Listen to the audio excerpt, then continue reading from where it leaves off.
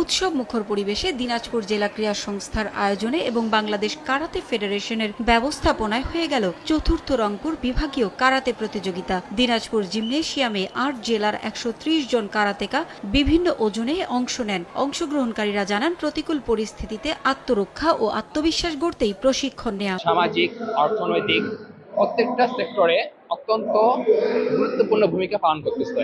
আত্মরক্ষার জন্য এবং খেলাধুলা করলে শারীরিকভাবে এবং মানসিকভাবে আমরা সক্ষমতা লাভ করি। এটা এমন একটি কৌশল, মূল একটি হচ্ছে আত্মরক্ষা, যেটার সাহায্যে একটা ছেলে কেন যে একসাথে 10টা ছেলের সাথে মোকাবিলা করা যায়। রংপুর থেকে দিনাজপুরে কারাতে খেলতে এসেছি, আর এখানে আমি দুটো পদক পেয়েছি। কারাতে শুধু নিছক একটি খেলা নয়, এটি নিজস্ব প্রতিরক্ষা গড়ে তুলতে এবং সমাজে তাদের জন্য একটি সুরক্ষিত পরিবেশ সৃষ্টি করতে সহায়ক ভূমিকা পালন করে। এটা শুধু একটা প্রতিযোগিতা নয়, এমন একটা খেলা যেটা মানুষের শরীর মন উভয়কেই সুস্থ রাখে এবং প্রফুল্ল রাখে। জাতিকে যারা নেতৃত্ব দিবে আগামী দিনে, তাদেরকে সঠিকভাবে গড়ে তোলার জন্য এই ধরনের প্রতিযোগিতাগুলো অবশ্যই দরকার।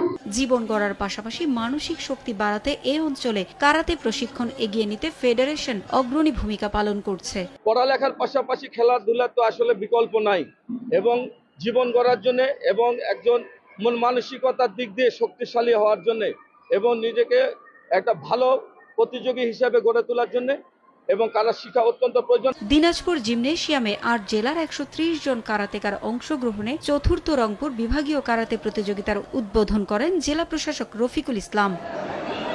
সময় সংবাদ, দিনাজপুর।